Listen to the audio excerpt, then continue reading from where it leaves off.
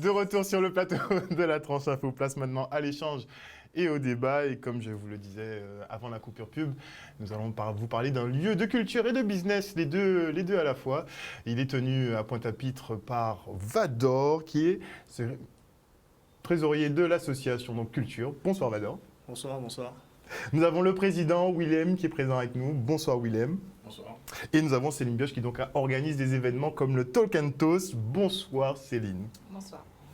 Alors bon, j'ai demandé sur le sujet d'actualité, est-ce qu'on est bon ou on n'est pas bon? On y va ou on y va pas? On est bon. Oui. On y va? Ok, très bien. Alors, tous les Guadeloupéens ont vu ce qui s'est passé en fin janvier avec l'arrestation des grands frères. J'ai commencé une petite série d'émissions avec les avocats, la famille, pour comprendre un peu les tenants et les aboutissants de cette affaire qui nous touche tous de près ou de loin. Et donc, je voulais avoir votre avis un peu sur les événements, puisque Willem, par exemple, particulièrement, je t'ai rencontré aussi pendant les événements. Vous avez des magasins justement sur Pointe-à-Pitre que tu as dû protéger. Enfin, il y avait une ambiance qui était assez particulière. C'était assez compliqué, mais tu as vécu effectivement les exactions. Au final de compte, on voit effectivement que les 7 grands frères sont interpellés. Ils sont accusés d'être un peu les instigateurs de tout ce qui s'est passé. Qu'est-ce que tu en penses? Comment tu vois cette histoire? Moi, j'ai un point de vue assez spécial par rapport à ça. Justement, quand on s'était rencontrés sur Pointe-à-Pitre, j'avais expliqué un peu ma vision. C'est-à-dire que je suis quelqu'un, j'ai grandi effectivement dans les quartiers. Je connais, je côtoie des petits jeunes régulièrement. D'accord? Donc, par rapport aux grands frères, effectivement, je les connais, pour la plupart en tout cas. Et je comprends dans quel sens ils ont voulu justement mener une action avec la jeunesse, puisque souvent, selon moi, il y a justement un fossé entre la génération de nos parents, par exemple, et la génération, la nôtre ou même les plus jeunes. Donc je suppose qu'ils ont voulu servir de relais justement pour pouvoir mettre en adéquation les deux générations en question. Et encore une fois, selon mon constat, il y a eu encore un fossé entre les deux générations, puisqu'ils se sont trouvés, en représentant les jeunes, dans une situation inadéquate, puisque maintenant ils sont en prison. N'est-ce pas? D'accord, donc encore une fois, ça prouve que il y a beaucoup à faire pour comprendre les jeunes, pour justement adapter leurs demandes, réaliser leurs souhaits, qui pour la plupart sont juste d'avoir une vie normale, avoir un boulot, pouvoir rester chez soi et travailler, soit en Guadeloupe. Et voilà, le minimum pour prétendre avoir une vie de famille, pour répondre aux besoins normaux, quoi. Donc, selon moi, c'est ça, et c'est ma position, je suis dessus, quoi. Je constate et je pense vraiment qu'il faut vraiment avoir un lionnage, tu vois, un lionnage, c'est-à-dire qu'on soit intergénérationnel, voilà, que ça se fasse enfin. Voilà, et qu'on arrête aussi avec les jugements, puisque bon, en premier lieu, quand on a entendu parler des grands frères, on a entendu, il y a eu des jugements tout de suite. Pas beaucoup de personnes ont essayé de comprendre ce qui était derrière ça réellement. Est-ce que ce n'est pas un problème justement global sur les quartiers? Qu'on ne prend pas le temps de s'intéresser vraiment aux problématiques et qu'on juge, on classifie en fonction de ce qu'on croit savoir? Non, mais selon moi, c'est une réalité. Selon moi, c'est une réalité. C'est-à-dire que les quartiers, ils sont ce qu'ils sont. Voilà, tu montes, tu es dans ta voiture, tu n'as rien à faire dans les quartiers, donc tu n'y vas pas. Tu vois, tu vis ta vie à ta façon et le quartier n'existe pas. Alors qu'il y a de la vie là-bas, quoi. Il y a de la vie, il y a de l'amour, il y a des sentiments. Il y a beaucoup voilà, il y a de l'amour, il y a des sentiments qui sont bons ou pas bons, selon ce qu'on veut dire. Selon, voilà. Après, comme je l'ai dit la dernière fois, je ne suis pas là pour juger, que ce soit au niveau des grands frères, que ce soit au niveau des plus grands qui ont eu peut-être, comment dirais-je, qui les ont rencontrés et qui a fait que il y a eu maintenant le problème qu'on sait qu'ils ont aujourd'hui. Je ne suis pas pour le jugement, mais le constat est ce qu'il est, quoi. C'est-à-dire qu'eux, ils ont essayé justement de faire remonter les doléances des quartiers, des cités, etc. Et qu'encore une fois, les jeunes, ils n'ont pas été entendus. Ils n'ont pas été entendus parce que ça n'a mené à pas grand-chose. Je ne vais pas dire que ça amène à rien, parce qu'il y a des actions qui ont été faites, mais ça n'a pas mené à grand-chose. En tout cas, le but en lui-même, il n'a pas été atteint. Pardon. Moi aussi, on est tous des jeunes actifs. Tu vois, donc les grands frères, j'ai compris en quel sens ils voulaient aller et qu'est-ce qu'ils voulaient mener comme combat, tu vois. Puisque comme leur nom qu'ils l'ont ordonné, puisque je ne sais pas que ce soit autour N'est-ce pour pas? les grands frères, n'est-ce pas? Donc on les a octroyé un nom. Et puis bon, c'est des jeunes aussi qui sont issus de quartiers difficiles. Donc d'où leur casier judiciaire long et compliqué, leur parcours compliqué. Mais arrivé un moment, ils ont su se poser et ils se sont dit, bon, on n'aimerait pas que les autres reposent ce qu'on a fait. Donc on va faire en sorte d'aider la jeunesse. Et c'est ce qu'ils ont commencé à faire. Je ne suis pas obligé de nommer des noms, tout le monde connaît. Tous ceux qui sont issus de quartiers populaires difficiles savent quelles actions qu'ils ont menées. Et ils ont continué cette action pour essayer justement de négocier quelque chose pour la population, pour les jeunes Guadeloupéens. Donc c'est vrai que les gens vont faire beaucoup d'amalgame sur ce qui est autour d'eux, hein, mais ce n'est pas ce qu'il faut regarder. Il faut regarder l'action, pourquoi et comment surtout. Et c'est les questions qu'il y a à se poser. Pas à se poser, ah oui, t'as là son braquet, t'as là c'est... On dit là, non, pas du tout. Ils ont fait ce qu'ils ont fait parce qu'à l'époque, il fallait qu'ils se débrouillent pour manger, tu vois. Et c'est ça, en fait, c'est ça la problématique aujourd'hui. Les gens regardent ce qui s'est passé en arrière, mais il faut regarder ce qui se passe maintenant et pourquoi, et dans un avenir proche. Parce que c'est vrai qu'on a du mal à se projeter souvent. On est souvent sur le passé, oui, voilà. mais on se projette exactement. pas. Et c'est ça qui est dommage. Tu vois, il faut regarder pourquoi les gars, quelle action qu'ils ont voulu mener, qu'est-ce qu'ils ont entrepris surtout, puisqu'il ne faut pas oublier que c'est plusieurs jeunes de plusieurs quartiers différents, qu'il y a eu une sorte de lionnage, une trêve aussi, il faut aussi se rappeler de ça. À la période, il y avait une période difficile en Guadeloupe. Ils ont ramené une paix. Voilà. Ils ont pacifié un petit peu. Compliqué quand même de se fréquenter sous certains quartiers, ni de se parler, ni même en tant que famille, cousins, etc. Mais bon, voilà. Et puis les gars ont su ramener une certaine sérénité, tu vois. Bon, c'est pas parfait, mais c'était dans cette tendance-là, tu vois. Et ils ont continué, et puis bon, voilà. Ils se sont fait arrêter. On attendra de voir effectivement qu'est-ce que ça donne, on va suivre l'affaire. En tout cas, moi j'avais effectivement, je le redis, j'avais rencontré William qui me parlait beaucoup justement lors de cette intervention-là de tout ce qu'on devrait faire pour la Guadeloupe, pour la jeunesse guadeloupéenne. Donc vous avez décidé de vous lancer dans une aventure culture. Donc c'est un petit peu votre bébé puisque vous avez plusieurs activités chacun. Mais est-ce qu'on peut dire que culture c'est votre bébé finalement? Oui, on peut dire ça puisque effectivement comme... c'est lui qui l'a dit. Là, j'amène à raison. Quelles que soient les choses qui ont été faites auparavant, on grandit, on a des enfants qui grandissent aussi. On a une vision aussi qui grandit. Donc, culture, ça a été, c'est notre bébé, comme tu l'as dit, hein, Roland. C'est notre bébé. On veut bien faire les choses. Puisque souvent, on a des retours de jeunes des quartiers qui nous voient aussi comme des exemples. Puisque bon, ils savent, voilà, ils savent d'où on vient, ils savent qui on est. Ouais, ils nous demandent des conseils, et moi je le dis tout le temps, conseil pour conseil, si un cas bon conseil, un cas bon conseil, tu vois, sinon pas bon conseil. C'est-à-dire qu'il y a des gens peut-être qui ont des conseils pour le pays, prendre quoi, tu vois, c'est-à-dire pour pas être filar ou quoi. Mais moi je suis pas comme ça, tu vois, donc culture, ça a été culture, c'est un espace de parole, d'accord, en premier lieu. On fait des rencontres. Un espace de parole libre. Un espace libre. Ouais, un espace de parole libre. C'est-à-dire que quel que soit ce qu'on pense nous, on prend soin de ne pas faire nos idées et nos opinions prendre le dessus, tu vois, parce qu'en fait c'est ça le problème. C'est-à-dire que chaque personne a le droit d'avoir une opinion et nous pouvons entendre nous finalement. D'accord? Donc, culture, c'est effectivement un espace de parole et tout le monde est bienvenu.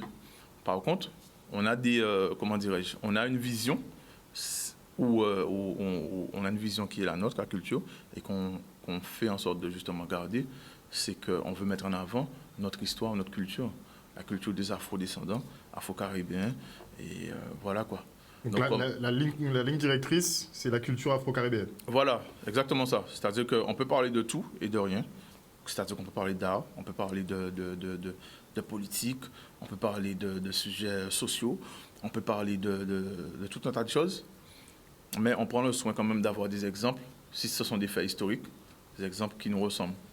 Tu vois, pour qu'on puisse bien comprendre, en tout cas pour que ceux qui viennent et ceux qui nous suivent puissent comprendre que il y a des exemples concrets qui ont vécu, qui sont peut-être plus là, mais qui ont vécu et qui ont fait des choses de concret, tu vois.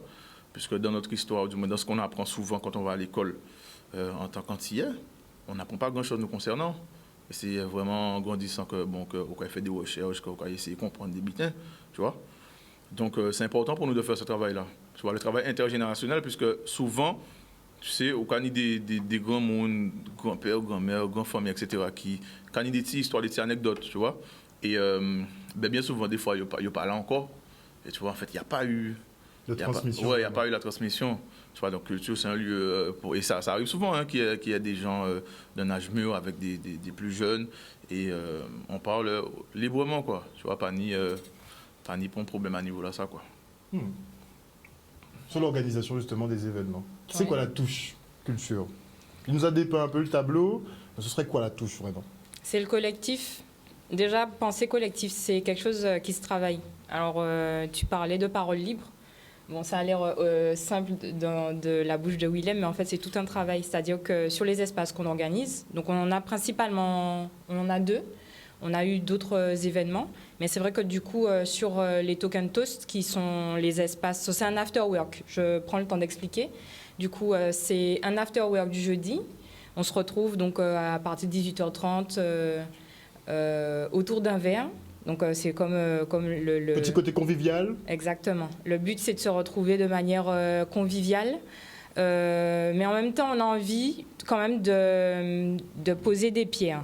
Parce qu'on ne va pas se le cacher, on a envie d'être des bâtisseurs. Et même si on vient souffler, on a quand même envie de quelque chose d'assez consistant. Alors, qu'est-ce que vous voulez bâtir? Le lien intergénérationnel, c'est ça? C'est une complexité. D'ailleurs, c'est pour ça qu'on a pris le temps. Et d'ailleurs, ça fait 2 ans de collaboration qu'on a. C'est vraiment un travail intergénérationnel, mais aussi multiculturel. Puisque là, on commence à démarrer un travail tous en même temps.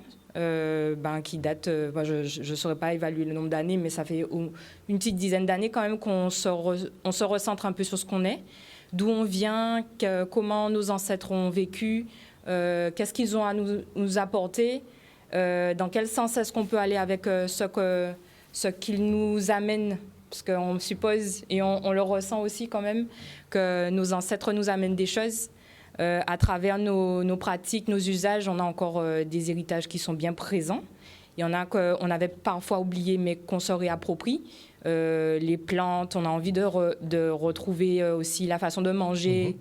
De toute façon, c'est quelque chose, on dirait que c'est de la mode, mais je pense que ça devient une nécessité désormais. Le contexte nous amène à repenser comment on mange, par exemple. Et c'est vrai que du coup, on ne mangera que ce qu'on a. Et la Guadeloupe ne va pas aller inventer des choses qu'elle ne peut pas produire. Donc, le but de se recentrer sur soi, c'est de faire efficacement. Donc, on a des choses à notre portée, des choses qui sont sur place et il faut s'en servir pour être efficace au quotidien. Donc, je pense qu'on a tous une idée bien précise. Là, on ne veut plus importer autant qu'on le faisait auparavant. Ça n'a pas de sens. Donc, c'est vraiment se recentrer sur ce qu'on est, se recentrer sur les potentialités de la Guadeloupe. Exactement. Et le but, c'est de mieux se connaître. Je suppose qu'on se connaît. Mieux se connaître, on ne se connaît pas. Je pense. Pour moi, c'est sur les espaces de parole, en tout cas, c'est ce qui est véhiculé, ce qui ressort. D'ailleurs, on a eu un événement sur avoir un enfant en 2022. Et on avait invité une doula. Donc, d'ailleurs, je fais un petit clin d'œil à Céla, qui est une doula. Donc, elle a des pratiques traditionnelles pour accompagner les femmes. Accoucher de façon naturelle un peu. Voilà, elle accompagne. Alors, elle fait un accompagnement périnatal. Donc, c'est pas du médical, mais en tout cas, elle apporte quelque chose pour les mamans qui vivent en Guadeloupe. Et du coup, déjà, rien que ça, la philosophie du fait de se retrouver en Guadeloupe dans un contexte particulier. Bon, on a aussi un contexte médical qui est quand même qui est ce qu'il est, quoi. Et donc l'idée, c'est quand même de faire un petit peu moins avec les potentialités de notre corps. Donc c'est là à donner énormément de petites idées qui ont, suscité l'intérêt des femmes et aussi des hommes qui étaient présents, parce qu'il faut le dire, petite parenthèse, c'est que les espaces sont intergénérationnels, mais on a des femmes et des hommes, parfois sur des sujets qu'on aurait orientés que sur les femmes, mais en fait, on a un espace qui s'y prête, c'est que les femmes et les hommes viennent parler de choses De tous les sujets. Donc, avoir un enfant, donc accoucher... Donc, avoir un enfant en 2022, c'est un problème? C'était parti pour ça. Sincèrement, quand on a listé au démarrage, sur le plan physique, sur toute la logistique, sur les questions de vaccins, pas vaccins, la quantité de vaccins qu'on doit donner aux enfants, là, ensuite l'éducation, on devenait... Là, pendant au moins 1 heure, c'était la liste de tous les inconvénients. Et puis là, Céla a donné un... Donc 1 heure d'inconvénients, combien pour les avantages? Et puis Céla, elle a cassé le truc. Elle a dit, bon, écoutez, vous savez quoi, le corps, il a ses pouvoirs. Le corps de la femme, il est fait. Il est fait. Alors, c'est vrai que du coup, de manière générale, je ne rentre pas dans le détail. Je prends mes pincettes parce qu'il y a quand même des situations particulières. Mais l'idée, c'est que le corps, il a ses potentialités. Et qu'on doit le laisser s'exprimer. Peut-être qu'on a trop empêché le corps de s'exprimer. Le médical a pris énormément sur ça et a fait taire des choses qu'on est en mesure de faire. Donc, elle a listé les choses et puis il y a eu un engouement vraiment. Bon, c'est vrai que du coup, c'est d'abord les femmes qui ont parlé sur les potentialités du corps de la femme par rapport aux grossesses et puis l'accouchement, etc. Et puis après, on a bifurqué sur l'éducation, le relais avec le papa. Il y a des papas qui ont parlé, qui ont expliqué. Nous, on veut être à côté des mamans, mais les mamans, elles prennent parfois la mouche quand on veut s'impliquer et ça devient conflictuel et on a envie de faire, mais vous nous remballez. Donc il y a eu, pendant cet instant-là, il y a vraiment eu un échange qui était vraiment très intéressant. Donc, c'est vrai qu'on ne peut pas aller tout au bout d'un sujet sur un token toast parce que ce ne sont que quelques heures. Mais c'est vrai que ça donne des pistes. Et le but de Token Toast, c'est de commencer. Et c'est là où, par rapport à 2020, d'ailleurs, merci, en octobre 2020, on avait eu l'occasion de parler déjà de Token Toast sur le plateau. Et là, on vient avec quelque chose d'un peu plus pragmatique. On a envie de parler. D'ailleurs, ceux qui reviennent, il y en a qui viennent depuis déjà 2 ans. Ceux qui reviennent, ils disent... on sent qu'on a envie de créer des choses. Donc, pour terminer sur l'événement de... Donc, c'est quoi? C'est le besoin de créer ou le besoin aussi de libérer la parole? Ou c'est libérer la parole voilà, pour voir ce qu'on peut créer? C'est qu'en fait, on a beaucoup parlé. C'est le sentiment que moi j'ai en ayant le regard sur ce qui s'est fait là sur les dernières années. On a un tas d'espaces où on a fait des débats, on a fait des beaux comptages, c'est vrai qu'on aime parler et c'est important de libérer la parole, mais vu le contexte et l'urgence de certaines situations, on a envie de faire des choses. Il faut pas se leurrer non plus. On a vécu avec l'équipe de culture, moi-même qui travaille en collaboration étroite avec eux, on a vécu une période qui était particulièrement difficile. Moi, j'étais prestataire, j'ai perdu mon marché. Revenir sur le marché du travail, ça n'a pas été particulièrement simple. D'ailleurs, ça ne l'a pas du tout été. Et c'est vrai que du coup, on ressent toutes les difficultés de la précarité. La précarité, j'en discutais encore hier avec quelqu'un. Il y a d'ailleurs... les questions du type gérer financièrement son argent à titre personnel, etc.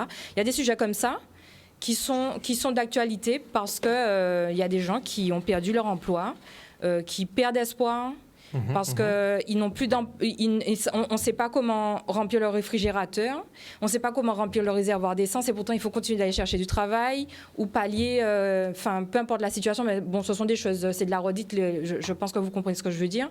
Mais du coup, l'idée c'est... Là, on se retrouve tous dans une précarité qui, auparavant, pouvait concerner peut-être une partie de la population dans certains quartiers. Ça se généralise. Et il y a une forme de généralisation de ça. Donc oui, c'est vrai qu'on a besoin de parler. Mais du coup, là, il y a une urgence à faire. Donc, Token Toast et l'équipe de culture, l'équipe de culture et moi-même, avons à cœur d'aller dans ce sens-là. De toute façon, il faut qu'on fasse des choses qui ont du sens. Et on vit aussi les choses, même si c'est secrètement ou silencieusement, il faut qu'on fasse du concret. Donc là, ce qu'on a décidé de faire, c'est effectivement redémarrer. Déjà, le fait de redémarrer, ça nous demande de l'énergie. C'est du temps qu'on passe à préparer les Token Toast, appeler les invités, construire les sujets aussi un peu, même si bon, c'est convivial, mais ça demande du travail. Et puis, il y a l'espace food. Donc, il faut aussi s'organiser pour ça, c'est une logistique. Donc, on prend le temps. On prend le temps et c'est vrai que pour l'instant, on démarre. Et il y a la volonté, l'espoir est là, en tout cas, il y a une vision. Et c'est cette vision-là qui nous permet du coup d'avancer au quotidien et nous donne cette motivation qui nous permet de tout dépasser, quoi, clairement. Donc Vador, entreprendre, c'est déjà pas compliqué. Mais en plus, vous recevez aussi les doléances des gens, vous servez un peu de thérapie aussi, non? Oui, mais en fait, ils n'ont pas tout dit. Ils ont dit beaucoup de choses, mais il y a encore des choses à dire sur culture. Puisqu'on fait encore d'autres choses. On accompagne les jeunes entrepreneurs. Ils peuvent utiliser notre local pour pouvoir essayer de s'exercer à leur activité, pour voir si ça peut être rentable, quelles sont les contraintes qu'ils vont joindre lorsqu'ils seront vraiment dans ce milieu-là. Donc on les aide à ce niveau. On les aide aussi on conseille aux entreprises. Voilà, en faisant marcher notre réseau, en faisant des mises en relation. Donc, est-ce que c'est pas ça, justement, la clé le réseau. Justement, de construire, justement, un réseau local, un réseau Guadeloupe. Ben, c'est ça qu'on fait, on travaille sur ça. On travaille sur ça et avec nos contacts, on est plusieurs, donc on touche un peu à tous les domaines et on essaie vraiment de booster les gens à entreprendre des choses. Vraiment à se donner, à ne pas avoir peur, parce qu'il y a certaines personnes, ils ont peur, parce qu'ils se disent oui, mais dans quelle situation je vais être? Il ne faut pas avoir peur de souffrir pour réussir. Parce qu'être entrepreneur, c'est difficile. C'est vrai. C'est plus confortable, effectivement, d'être salarié, d'attendre le salaire à la fin du mois. C'est sûr, mais aujourd'hui, il faut qu'ils sachent qu'ils ont des référents, ils peuvent venir nous voir. On va leur donner des bons conseils. Puisque nous, on a commencé il y a pas mal d'années, on a fait nos erreurs. Il n'y avait personne là spécialement pour nous dire, pour nous conseiller, pour nous dire de faire attention. Tu vois? Donc, on a appris à nos dépens. Mais c'est quel genre de conseils? C'est les conseils genre McKinsey? Non, j'espère pas. Non, pas du tout, pas du tout. C'est diriger ces personnes vers les bonnes personnes. Très bien. Donc tu as besoin d'une compétence, moi j'ai mon réseau, je fais mon réseau pour toi, de façon à ce que tu ailles plus vite. Voilà, exactement. Très Donc bien. Culture fait ça aussi. On a aussi l'espace food, l'espace coworking et l'espace détente. Parce qu'après une journée de travail compliquée, tu te dis, bon, je passe à la Culture, je vais boire un petit cocktail, alcoolisé ou non alcoolisé, en fonction des goûts, et chill pendant le nombre de temps que tu veux discuter avec nous ou bien avec quelqu'un qui est là, puisqu'en fait, le lieu s'apprête à ce jeu. Hein. Les gens ne sont pas réticents. Justement, ils sont là aussi pour peut-être lire un bon bouquin, puisqu'on a une petite... Vous mettez à disposition des ouvrages? Voilà, on a une petite bibliothèque où on va trouver des ouvrages, surtout sur la philosophie du lieu, sur les Noirs, les histoires des Noirs, les écrivains noirs, les écrivains locaux aussi. On a du David Seros, on a du Mathieu Gamard et bien d'autres encore. Hein. Donc voilà, en fait là, je pense que j'ai résumé un peu tout ce qu'ils n'ont pas dit précédemment. Mais c'est vrai que tout ce qu'on fait, c'est long. C'est long et on peut même trouver autre chose encore. Puisque Ça dit derrière toujours. Oui, puisque bon, on fréquente aussi pas mal de personnes, des artistes. Il y a des artistes aussi qui viennent... Pour une petite anecdote, on avait le stand-up comédie. Donc, on faisait des comédiens du Créole Comique Souvenir essayer leur sketch là, en toute intimité avec un nombre de personnes. Donc, vous êtes un comédie club aussi? Oui, mais pas que ça, artistique aussi. On a déjà invité des artistes à venir faire des freestyles, ou des écrivains à présenter leurs livres, ou encore des artistes peintres à venir exposer leurs œuvres. Tu vois, on leur donne leur chance. Ça dit une chose importante, donner sa chance. Oui, on donne la première chance. S'ils n'ont pas encore eu la première chance, ou bien même la dernière chance si tu veux, mais on donne l'opportunité. Et ça, c'est très important. Pas du genre à demander un paquet de choses. Non, pas du tout. On le fait avec le cœur, avec l'amour de ce qu'on fait. Donc, c'est pas forcément monétaire. Tu viens, on discute, on regarde, c'est surtout à la vibes aussi. On regarde quel type de personne que tu es, si on peut t'aider ou pas. Si on peut pas t'aider, on va pas te dire de venir, qu'on va faire quelque chose pour toi. On peut pas t'aider, tu vois. Donc, vous êtes honnête? Oui, il le faut. C'est surtout ça. C'est ce qui fait aussi nos personnalités. C'est ce qui fait aussi... Tu penses qu'on doit se dire les choses? Oui, il faut qu'on se dise les choses. Même à se blesser? Même. Surtout. Puisque la personne qui sera en face va voir que même si elle est blessée, elle a mal, elle va peut-être mal le prendre dans un premier temps, mais après, la réflexion va se dire, effectivement, il fallait que ce soit dit. Et pas cacher les choses pour après... s'embourber. Ah, je vais dans ton sens, je te caresse dans le sens du poil, et Voilà, je te laisse non, te planter, quoi. Voilà, exact. Non, on n'est pas comme ça. Mais surtout, On est- sur Token Toast, on a vécu des petites choses comme ça aussi, tu vois. Oui, oui, bien Ouais. sûr. Mais on est avant tout solidaires entre nous. Et on a un petit slogan à Culture, on dit fait par nous pour nous. Donc ça a tout son sens chez nous. On se quitte pour une petite page de publicité, on revient avec nos invités en plateau. De retour sur le plateau du Focus, nous sommes toujours en présence de Vador, de Willem et de Céline Bioche qui animent justement des ateliers. Enfin, ce n'est pas des ateliers. Comment on peut résumer un peu ce lieu? Comment on peut le qualifier concrètement? J'adore, vas-y, Si on, tu allais si on doit trouver répondre. un nom pour le type de lieu. Pour ce type de lieu, ben, on lui a donné... C'est la maison à tout le monde? Non, on lui a donné un nom. Et ce nom-là... Un lieu de vie. C'est un lieu de vie. Culture, c'est fort. Ça veut tout dire. Puisque c'est large. Effectivement, c'est très large. C'est pour ça que tu as vu, lorsque je te parlais tout à l'heure, je t'ai dit on fait beaucoup de choses. Il y a encore d'autres qu'on ne peut même pas encore dévoiler. Donc vous ne voulez pas vous restreindre, vous n'êtes pas limité. Le exactement. bail évolutif. À 100%, même 150% sur ça, si tu veux. Puisqu'on a beaucoup d'idées qui fusent, on a beaucoup de personnes qui passent, on a beaucoup de passages, on apprend aussi beaucoup de choses, on apprend aux gens. Donc continuellement, on est en ébullition, on a continuellement des idées qui viennent de nous et des autres, tu vois. Donc, le Dieu s'apprête à ça. Si tu es déjà venu, oui, tu es déjà venu, bien évidemment. Tu as senti la vibration. Oui, c'est une bonne vibe. C'est Donc, intimiste, c'est vraiment une bonne énergie qu'il y a. Donc, tu comprends ce que je veux dire. Les gens qui ne connaissent pas, ben, on va vous donner l'adresse, on va vous donner les jours de rendez-vous. Ça, je vais laisser ça à Céline Bioche ou à Willem, parce qu'il ne faut pas que je dise tout quand même. Donc, Justement, il y aura un prochain Talk and Toast demain autour de l'entrepreneuriat. C'est ça. Donc demain, on reçoit 2 intervenants. On a Miezi, qui est étudiante d'Anijart. Elle travaille avec le professeur Omotunde. Et elle est dans le e-commerce et marketing digital. C'est une entrepreneur déterminée. Et d'ailleurs, elle était au Token Toast, Token Toast. Et c'est quelqu'un qui a des idées sur comment est-ce qu'on va faire avec ce qu'on a. C'est ça qui est intéressant. Et donc, entreprendre en Guadeloupe, comme je disais tout à l'heure, je pense c'est très efficace de se dire on va faire avec ce qu'on a.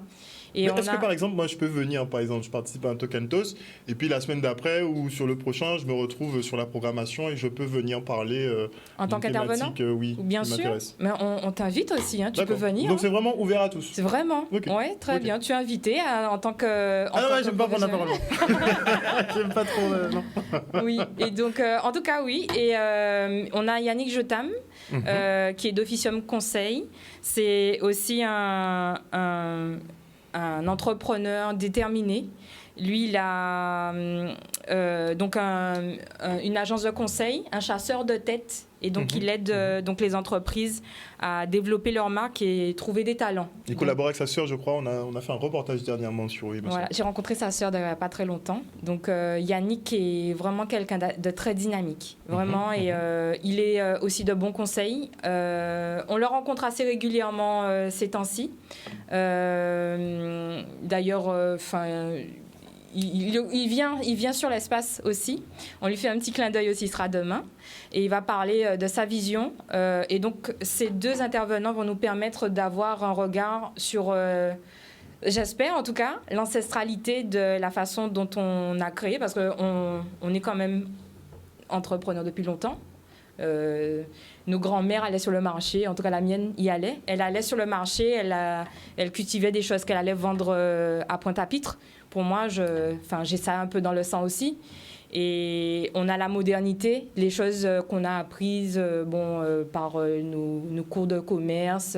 On les fait évoluer, on sait les critiquer également. Et on adapte... Donc l'idée, ce serait d'arriver à quoi? D'arriver à un mix, prendre ce qui est bon, justement dans notre ancestralité, de prendre ce qui est bon chez les ancêtres et de mixer avec les nouveautés pour arriver à faire émerger un nouveau modèle. Justement, rendez-vous demain parce que malheureusement... Mais moi, j'avais le réponse tout de suite. J'ai mon idée sur ça. Parce que j'ai essayé, en tout cas, j'ai tenté plusieurs fois, sur mon parcours, j'ai essayé plusieurs choses. Et c'est vrai que là, je prends le temps de réfléchir parce que ce que j'ai j'ai peut-être emmagasiné dans mon parcours de formation ou dans ce que j'ai peut-être expérimenté est un petit peu biaisé et peut-être pas assez efficace. Donc là, je ne veux pas cacher que je développe mon observation et j'ai envie d'entendre comment ça se passait vraiment auparavant pour savoir est-ce qu'il n'y a pas des choses que je peux piocher de chez ma grand-mère au final. Parce que là, bon, elle n'est plus là pour me répondre, mais du coup, il y a des choses qu'on arrivera à recouper puisque je ne pense pas être la seule. Nos parents, ils entreprenaient, donc je pense que voilà. Donc, comment ça se passe justement en Guadeloupe quand on a une idée, comment bien la faire, comment bien la développer et comment la faire tenir et puis comment rebondir aussi quand les choses ne se sont pas passées comme on l'attendait et peut-être ne pas rester sur l'idée que c'est un échec, le fait que la vision n'a pas abouti. C'est peut-être le temps juste de réajuster. Mais peut-être avec des moyens qui ne sont pas écrits dans les livres, aussi, pour l'instant en tout cas. Une science, voilà. Une science qui se transmet par oralité. Ouais, ça peut toujours servir. Mais on a 2 entrepreneurs quand même aguerris sur le plateau. Vous êtes déjà passé par toutes les phases, hein, je pense. Création d'entreprise, peut-être changement d'activité. Vous êtes passé par la crise Covid. Vous êtes passé par la crise Covid aussi. On sent bien qu'entreprendre, c'est pas à la portée de tout le monde. Qu'est-ce que vous en pensez? Quand on dit, par exemple, je me rappellerai toujours de ça, il y a un grand entrepreneur d'ici, un monsieur GBH, qui avait dit qu'on n'avait pas l'esprit d'entreprise, que le Guadeloupéen n'a pas l'esprit d'entreprise. On pense bien que c'est peut-être pas 100%, mais quand même il était sur une espèce de globalité, comme quoi on n'a pas cette transmission-là. Qu'est-ce que tu en penses? Tu sais, moi, je vais pas me permettre de dire ça, et je ne vais pas prétendre de dire ça non plus. Et je vais dire une fois ce que je dis souvent, déjà, moi, je ne peux pas juger. Parce que bon, il y a beaucoup de gens qui font des trucs, il y a chacun a son parcours, etc. Et je pense qu'on a tous une fibre d'entrepreneur en nous, de base, hein, tu vois, comme Céline le disait, grand famille en nous, si ou sont monde qui devait Guadeloupe, et ou pas ni grand-maman ou grand-papa qui a ici marché, on a fait ce qu'il y a dans une période, tu vois, en bien vu par les verts, quoi, parce que pour moi, c'est quelque chose qui est limite classique, tu vois. Après, c'est vrai que tout le monde ne peut pas, tu vois, parce que c'est vrai que ça demande ça, ici, ça demande des responsabilités, ça demande beaucoup de gestion, etc., tu vois. Mais, selon moi, la plupart des gens aspirent. Autrement, aspirent à être leur propre patron. Hein. Autrement, je vais reprendre ce que j'ai dit, autrement, il y a beaucoup de gens qui ont peut-être essayé, qui ne sont pas arrivés, tu vois. Par exemple, maintenant, par rapport à la crise Covid, tu sais, par exemple, il y a des exemples concrets comme ça. Des gens qui ont bossé pendant pas mal de temps, qui se sont lancés dans l'entrepreneuriat juste avant la fin de l'année, tu vois, 2019. Le Covid, il est arrivé en Guadeloupe en 2020. Leur business, il n'a pas tenu, tu vois. On va les juger. On ne peut pas les juger, puisque tu vois, ce qui veut dire qu'ils ont été victimes de quelque chose que réellement qu'on ne manie pas et qu'on ne contrôle pas, tu vois. Donc moi, je ne peux pas me permettre de dire qu'ici, on ne sait pas entreprendre, ou je ne sais pas exactement les termes qu'il avait utilisés. Mais une seule chose, moi, j'encourage en tout cas tous les jeunes, tu vois, à au moins essayer de réaliser un de leurs rêves, tu vois, en tout cas dans l'entrepreneuriat, tu vois, parce que... Au moins une tentative. Ouais, au moins une tentative. Oui, parce que moi, j'aime pas regretter, c'est-à-dire que, et je ne mentirai pas, en ce moment, avec tout ce qu'on vit en termes de Covid, j'ai une vision qui est différente, c'est-à-dire que je sens que je réfléchis beaucoup plus à me lancer dans une affaire. Je prends beaucoup de critères qui n'étaient pas d'actualité auparavant, tu vois, en compte. Mais ça n'empêche pas que si quelqu'un a envie de réaliser ses rêves, qu'il ne minimise pas les choses, d'accord? Puisque au-delà de la crise Covid, etc., il y a une réalité pour nous, chez nous, c'est que entreprendre en Guadeloupe, c'est particulier. Tu vois? Il y a des exemples, il y a des gens qui ont entrepris en France, qui sont entrés ici avec leur business. Le même projet, voilà. Ça décolle pas. Voilà, tu vois ce que je veux te dire. Et ça, c'est des exemples qui sont concrets. Donc, c'est vrai qu'il y a une spécificité ici. Après, on entend plein de trucs et on entend plein de trucs. Je ne vais pas en parler aujourd'hui, parce que bon, on n'est pas sur cette thématique-là. Mais il y a beaucoup de personnes et de structures qui prétendent, tu vois, aider les entrepreneurs et que finalement, on se rend compte que quand tu arrives, souvent ton dossier ou tes idées sont volées, qu'il y a des fonds qui te sont accordés, que tu ne reçois jamais. Il y a plein de choses qui se passent chez nous. Tu vois, et ça, c'est une réalité. Beaucoup de dysfonctionnements. Oui, il y a beaucoup de dysfonctionnements. On voit aussi nos chambres consulaires qui ne fonctionnent pas très bien. Ouais. Donc ça n'aide pas. Pour le tu vois citoyen lambda qui veut entreprendre. Pour moi, c'est un terrain miné. Après, franchement, j'ai l'impression de jouer au démineur. Donc, il faut calculer là où il y a les bombes, en fait. Et c'est à celui qui... Donc c'est un terrain miné, piège partout. Ouais, il y a des pièges. Il faut faut jongler, faut avoir des bons appuis, tout ça. C'est vrai. Donc c'est vrai. il faut dire les choses telles qu'elles sont. C'est Donc pour récupérer les sous, pour les gérer. Tout le monde n'a pas les fonds de démarrage pour se payer un avocat ou un expert comptable dès le démarrage. Et ce qui est mis en place n'est pas toujours correctement transmis. Enfin, c'est pas une légende urbaine. Les informations, elles passent pas. Ça fait etc. d'années qu'on le dit. Il y a des corps de métier qui l'avouent. On avait eu un Tokento sur l'audiovisuel et il y a quelqu'un qui a travaillé dans un service de la région qui parlait d'un dispositif. Il y avait tout un tas de professionnels de l'audiovisuel sur place. Il a parlé du dispositif, oui, mais on ne le connaît pas. Et après la personne dit, oui, mais l'information est passée pourtant. Oui, mais elle est restée à quel niveau ? Elle n'est pas passée, on n'a pas bombardé sur les professionnels. Est-ce qu'on est sûr qu'elle a atteint effectivement elle n'est pas allée jusqu'au bout. Donc publics. finalement, il a dû s'avouer qu'effectivement, la façon dont avait été diffusée l'information n'avait pas été assez efficace pour que tout le monde soit au courant. Donc il y a bien quelque chose qui ne va pas. Donc à la fois, je pense, je veux pas être, défaitiste, mais c'est quelque chose qui aussi devrait sensibiliser les gens qui travaillent dans les administrations, qui prennent du recul. Parce qu'au final, c'est le chien qui se mord la queue. On est tous à galérer, à trouver des informations pour pouvoir démarrer. Malheureusement, les informations ne passent pas. Donc si on ne sait pas, qu'on n'a pas les moyens, au final, on a l'impression qu'il n'y en a pas. Et après, quand une administration dit oui, mais ça existe, enfin voilà, c'est le statu quo au final. Et on a le temps d'être découragé. Pendant que Céline, justement, elle en parle, il y a un truc qui me vient justement. Mais s'il y a des gens qui sont bien placés pour justement aider les entreprises, que ce soit au niveau de la région, je ne sais pas, bon, je dis ça comme ça, hein, et qui veulent entrer en contact avec nous, ils peuvent nous rencontrer déjà. Bon, on est sur les réseaux sociaux, donc on est sur Instagram, on est sur Facebook aussi. Donc Instagram, c'est culture _-8 FWI, culture-8 FWI, d'accord.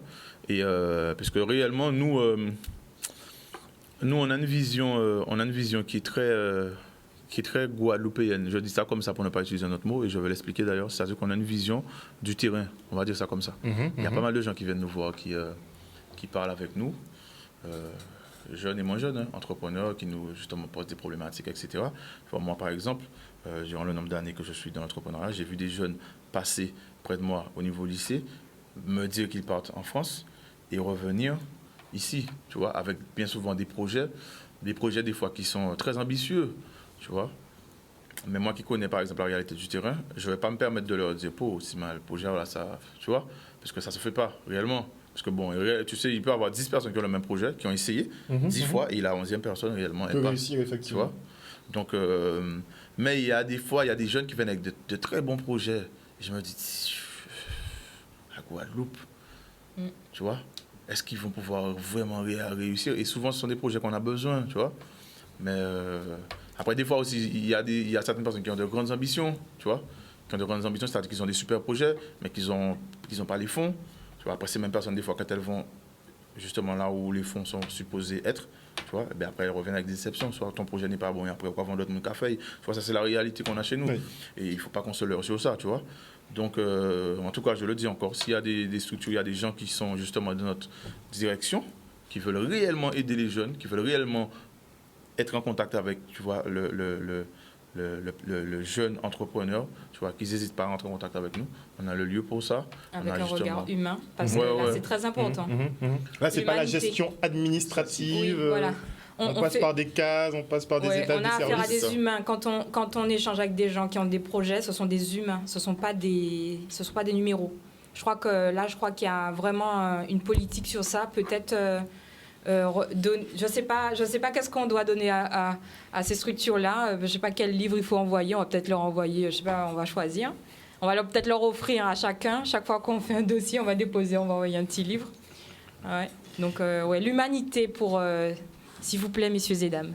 L'humanité. Est-ce que ça accourt l'humanité dans le monde de l'entreprise, dans le monde de l'entrepreneuriat? Dans le tissu actuel, oui, mais peut-être qu'il y a du 109 ans à faire un genre qu'on appelle cette technique, vous savez, pour enlever le sang qui mérite d'être régénéré. Enfin, il y a une technique. Enfin, je ne suis pas malheureusement... Les saignées, non? Non, vous savez, enfin, la dialyse. On va peut-être dialyser, je ne sais pas, il faut peut-être changer un peu... Il faut changer quelque chose. Il y a des choses à changer, des gens à changer, il y a des gens qui doivent partir, il y a des gens qui doivent prendre le courage de partir. Il y a des gens qui doivent prendre leur retraite. Ah oui, il faut. Il y a où les gens qui ont suivi des gens qui doivent partir à la retraite, qui puissent se remettre en question.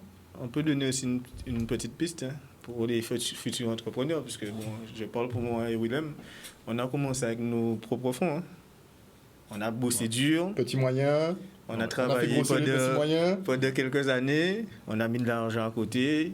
On a mûri aussi, parce que des fois, on a des idées qui ne sont pas bonnes, ou bien avec le temps qu'on voit qu'on peut mieux faire. Et avec tout ça, allez, on est parti. On est parti sans s'attendre à demain devenir millionnaire, tu vois. On s'est dit, on essaie. Si ça ne marche pas, on essaie. Si ça ne marche pas, on essaie quelque chose d'autre, mais on essaie quand même. Et puis, bon, qui fait qu'aujourd'hui... Justement, décris aux téléspectateurs les activités que vous menez en ce moment. Ouh là là, il y en a beaucoup. Oui, justement, pour vous le savez. Willem, pas TV, dis-nous, voilà. Dis-moi, non, c'est pas grave, je fais mes affaires aussi. Alors, c'est pas grave. On est dans le textile. Donc c'est Get Fresh. Vous avez un magasin justement. On est aussi dans la coiffure, dans l'art culinaire et également dans... Alors, comment dire ça? Non, je voulais pas trop dire, je voulais qu'ils disent en fait. Bon, on est aussi dans le tatouage. Dans le tatouage aussi. Mais on est aussi dans la musique. Ouais. Parce que tu as une prod. Exact. On entend ta musique passer beaucoup à la radio d'ailleurs. Et un peu partout. Donc vraiment multi-activités, des activités qui ne sont pas forcément connexes, qui ne se ressemblent pas forcément. Et comment vous avez fait pour justement être un peu touche à tout comme ça? En fait, Willem et moi, on se connaît depuis pas mal d'années. On a fait nos expériences chacun de notre côté. Et puis un jour, puisque bon, on se côtoie tout le temps, même s'il y a les voyages, il y a les trucs, puisque lui, il est plus Miami, États-Unis, etc. Et moi, je suis plus Europe, tu vois. Et puis un jour, chacun son marché. Exact. C'est pas mal finalement. Rassemblement des forces. Et puis un jour, je viens, il me dit, pauvre frère, faut nous faire habiter ensemble. Il dit, mais c'est ouais. On connaît nos capacités, et puis on a essayé avec d'autres personnes, et puis au final, ça n'a pas marché, tu vois. Et puis là, ça fait quoi, quelques années qu'on fonctionne ensemble. Et peut-être qu'on aurait dû penser à ça avant. Non, on ne peut pas blâmer une contrariété, chaque chose en son temps. Exactement, ouais, exactement. Clair. Et puis ça va. On a d'autres associés, d'autres amis. Et donc l'équipe grossit petit à petit? C'est une équipe d'amis en fait. Équipe d'amis? C'est une équipe d'amis. D'amis entrepreneurs. Donc vous fonctionnez à la confiance. De longue date. De longue date?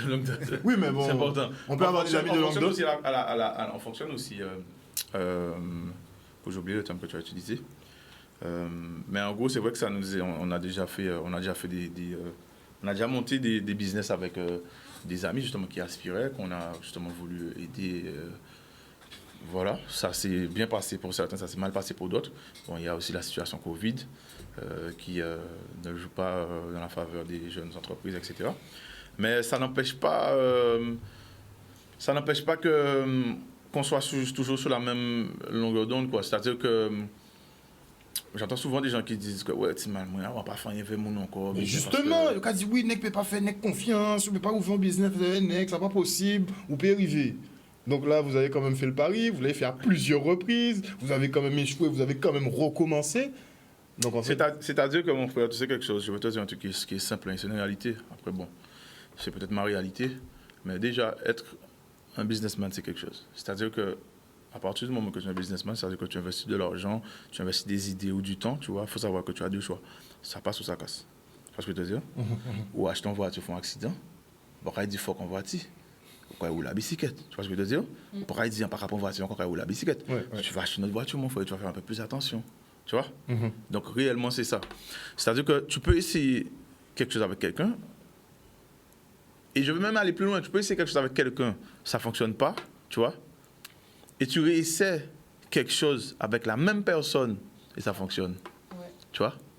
Parce que mon frère, on est des humains, peut-être que pendant un moment là, ça, quand nous avons fait ça ensemble, vous tenez des problèmes personnels ou sinon que vous tenez des bitins qui étaient capant tête ou tu vois, il y a plein de paramètres à prendre en jeu, tu vois, mais ça ne veut pas dire qu'ils sont mauvais monde. Parce que je veux te dire, et c'est pour ça que c'est très important, mon frère, de ne pas juger. Et surtout, au premier regard comme ça, tu vois, on est fort dans ça, ici dans nos forts dans ça même, tu vois.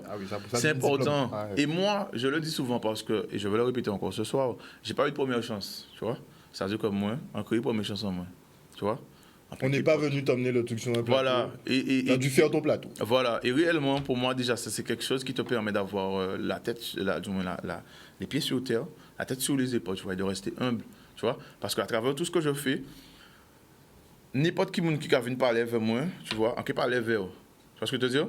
Jusqu'au moment où, justement, quand on me rend compte que parole en nous, ni en sens. C'est vrai que si vous venez parler en parole vers moi qui pas dire dans ce sens même, mais qui, tu vois, qui pas peut-être cohérent, donc il faut comprendre que tu sais pas, tu vois, on nous ralentit. Mais je veux te dire, moi ça m'est arrivé de parler avec des SDF, mon frère, en plein Wilfribo, tu vois.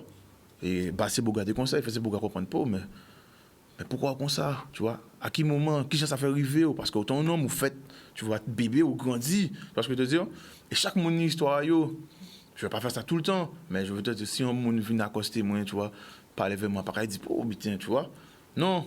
Parce que je veux dire, parce que des fois, c'est Messi qui aborde des messages, c'est Messi qui ajoute des bitins, tu vois, ça fait réfléchir. Parce que je veux dire, ouais, mon frère, donc c'est comme ça, la vie, elle est comme ça, il faut qu'on puisse se rendre compte de ça. Et je pense que rien que ce que je viens de dire là, si on prend ça en compte, mon justement, travail personnel comme ça va faire des autre monde. Tu vois ce que je veux dire? C'est important. L'humanité, encore une fois, hein, c'est vraiment quelque chose d'important, je pense.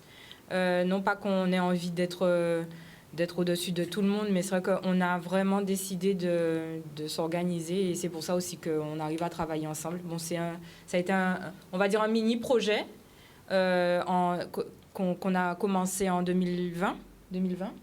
Mais c'est vrai que c'est l'humanité au centre, de toute façon, puisque c'est la base, quoi. Ah ben, elle est loin la base, là, ces jours-ci. Oui, mais du coup, il y a des gens quand même qui, même si c'est un petit groupe, c'est ce qu'on se disait, Masma, yo t'es quoi? Yo pas en lot par rapport à tous ces esclaves-là. Donc, je pense qu'il y a un choix à faire. Et on est prêt à le faire. L'équipe est prête à le faire et j'ai rejoint l'équipe et voilà, on ne va pas démordre. Tu voulais dire les nègres marrons? Qu'est-ce que j'ai dit? Parce que tu as dit le masmaron. Non, mais on a compris. C'est-à-dire qu'on a compris ce que tu voulais dire. C'est-à-dire qu'un petit groupe de monde, oui, casse code, justement, pour toute la reste du monde là. Et on le voit maintenant d'ailleurs. On l'a très bien vu d'ailleurs, Willem. Oui, on l'a vu. Donc, c'est réellement c'est ça. C'est-à-dire que, voilà, vaut mieux ni on dizaine, une quinzaine de monde qui a dans le même sens là, réellement, qu'il y a une centaine de monde qui est en divergence. Tu vois? Si équipe soudée. Ouais. Franchement, si équipe soudée qui a fait pas mal de bitins, pour pas dire l'ose affaire. Tu vois? Donc, c'est important qu'on puisse le comprendre. Que tout le monde peut rendre compte de ça. Que tout jeune, justement, qui a monté. Parce que moi aussi, il y a un truc qui me chagrine souvent, c'est quand on voit des jeunes qui disent ouais, tu m'as dit Guadeloupe, pas un bon effet Guadeloupe. Tu vois? Mais ça, c'est une philosophie que moi, souvent, j'aime prendre dans l'autre sens. C'est-à-dire, comme pas rien, nous faisons ça, il y a à faire. Tu vois? Tant qu'à faire. Mais après, il y a des gens qui me disent mais tu m'as pas moi, tu sais, les cas changer la Guadeloupe, on ne peut pas changer la mentalité à moi. Tout le monde a qu'à vivre ça. Tu vois? Si pour le monde pas faire rien. Tu vois? Donc, c'est. Mais peut-être que si nous changeons. C'est pas que pour nous, pas faire rien. C'est que chaque monde qui essaie de faire un bitin, mais de côté. Ouais, aussi. Mais il y a qui défaitissent aussi. En fait, il y a qui disent oui, mais ça passe via rien de fait. C'est vrai. Que c'est qu'il y a un goût de la mer, que ça peut changer. Après. Ça très défaitiste. Mais après, mon frère, est-ce qu'à pas de discours là, ça qu'on attend à casa ou bien à un prochain? Parce que tu sais, ça arrive que des jeunes qui parlent comme ça, mais des fois. Il faut attendre ça, tu vois, quotidiennement, donc il faut répéter ça. Tu vois, c'est comme l'effet du loser, mon frère. Tous les jours, tu entends que tu es un loser, ben toi-même, mon frère, tu sais que tu es un loser, frère, tu n'essaies même pas d'être autre chose. Parce que je veux te dire. Conditionnement. Donc voilà, oui, tu vois, voilà. Donc il y a ça aussi, et on le sait très bien, on le voit tous les jours. Ça nous a vivre, ça nous a côtoyer, tu vois. Il y a des gens, effectivement, qui pour un certain fonctionnement, il y a des gens qui disent que le fonctionnement là, que nous avons actuellement là, tu vois, en cas en général, bien sûr, qu'à convient, tu vois. Quand on vient nous, donc tout bitin a augmenté si nous, tout bitin, tu vois, nous avons un paquet de problématiques à casa nous, que d'ailleurs, que nous avons parlé des non, tu vois, il n'y a aucun changement, frère, ce sont les mêmes, tu vois, qui s'engraissent au détriment des autres, tu vois, le peuple en général, tu vois, vous, dans souffrance, ça pompe pas garder, tu vois, dans souffrance, ça pompe pas garder, avec, voilà. Tu vois, c'est comme ça. Qu'est-ce qu'on peut faire d'autre? Tu vois, là, par exemple, il y a une petite période électorale qui arrive là, je rigole déjà. Tu vois, mais nous, j'ai habité. Déjà, comment c'est une voisine? Non, mais nous, j'ai habité. Tu vois, donc je suis obligé de rigoler. J'ai habité, nous, j'ai connaître. Mais oui, obligé, ça. Ah, là, là. En tout cas, merci beaucoup à vous tous d'être venus sur ce plateau ce soir, nous parler d'entrepreneuriat local. On peut parler d'entrepreneuriat même engagé à votre niveau, puisque vous invitez un peu toutes les structures ou tous les créateurs d'entreprises à vous rejoindre pour travailler en collaboration ou bien pour les aider justement à développer leur activité. Vous n'êtes pas fermé, vous n'êtes pas en mode non, on ne va pas aider la concurrence. Vous êtes pour la promotion et l'avancée de l'économie guadeloupéenne et des jeunes surtout. Oui, surtout, ouais. Surtout des jeunes, mais un travail collaboratif intergénérationnel justement avec les anciennes générations. Vous ne voulez pas couper le lien directement, mais il y a un gros travail à faire. Oui, c'est sûr. Dans tous les cas. En tout cas, merci beaucoup pour ces paroles franches, n'est-ce pas? Et le rendez-vous donc est donné demain à Culture à Pointe-à-Pitre. Oui, à 18h pour le sujet Entreprendre en Guadeloupe avec Mézi et Yannick Jotam. Alors sur le chat, ils avaient demandé où est-ce que ça se trouve Culture concrètement? 51 rue Nausière. Ouais, c'est au premier étage. Ouais. Premier étage. Il y a des conditions d'accès particulières. On va leur expliquer qu'ils nous contactent, on va leur expliquer. Donc les réseaux sociaux, Instagram. Oui, tout à fait. Instagram, Facebook. Mais du coup, Instagram, culture_FWI et puis... Culture, c'est au cas. Ouais, excusez-moi. C'est. Oui. Ouais. Merci. En tout cas, merci à toi, Harold, de nous avoir reçus. Ouais. Merci à Canal 10. Ouais. Merci à mon équipe. Merci à ceux qui nous regardent. Merci à la Guadeloupe. Et on espère justement faire de grandes choses ensemble, quoi. Une bonne soirée à vous sur Canal 10 Télévision.